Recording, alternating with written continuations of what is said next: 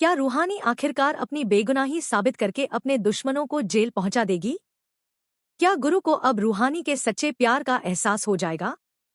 और क्या तेजस्विनी, मामी जी और मामा जी मिलकर रूहानी की जिंदगी में फिर से नया तूफान लाने वाले हैं?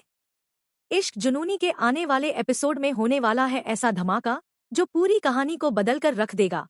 इश्क जुनूनी के आने वाले एपिसोड में जबरदस्त ड्रामा, बड़े खुलासे और रिश्तों की नई शुरुआत देखने को मिलने वाली है।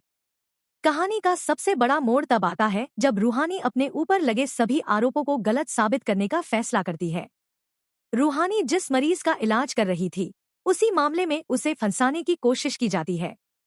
तेजस्विनी और मामा जी मिलकर ऐसा जाल बिछाते हैं कि पूरा परिवार रूहानी पर शक करने लगता है।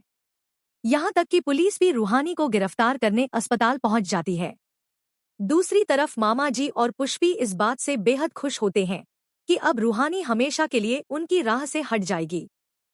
लेकिन इस बार रूहानी हार मानने वालों में से नहीं थी। उसे पहले से ही शक था कि इस पूरी साजिश के पीछे मामा जी का हाथ है।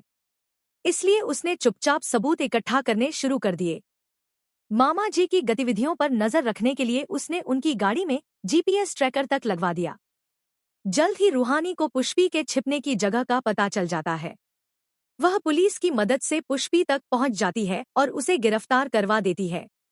इसके बाद रूहानी पूरे परिवार के सामने सबूत पेश करती है और बताती है कि उसे जानबूझकर फंसाया गया था। सबसे बड़ा झटका तब लगता है जब गुरु की मां को एहसास होता है कि उनका अपहरण करने वाला कोई और नहीं बल्कि उनका अपना भाई था।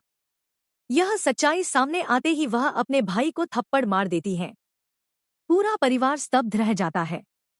गुरु भी अपने गुस्से पर काबू नहीं रख पाता। वह मामा जी का कॉलर पकड़कर उनसे जवाब मांगता है। तभी पुलिस पुष्पी को वहां लेकर आती है और पुष्पी भी सच्चाई कबूल कर लेती है। इसके बाद मामा जी और पुष्पी की सारी चालें सबके सामने बेनकाब हो जाती हैं।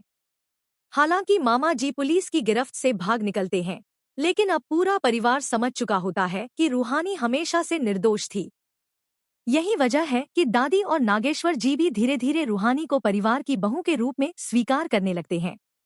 उधर गुरु को अपनी गलतियों का एहसास होने लगता है। उसे महसूस होता है कि रूहानी ने हर मुश्किल में उसका साथ दिया, जबकि उसने खुद कई बार रूहानी को ठुकराया। अब उसके दिल में रूहानी के लिए प्यार फिर से जागने लगता है। लेकिन कहानी यहीं खत्म नहीं होती। मामी जी और तेजस्विनी हाथ मिला लेती हैं और रूहानी के खिलाफ नई साजिश रचने का फैसला करती हैं। उनका मकसद सिर्फ रूहानी को घर से निकालना नहीं, बल्कि उसकी जिंदगी को पूरी तरह बर्बाद करना है। आपको हमारी वीडियो कैसी लगी कमेंट में बताएं और न्यू अपडेट के लिए हमारे चैनल को सब्सक्राइब कर लें।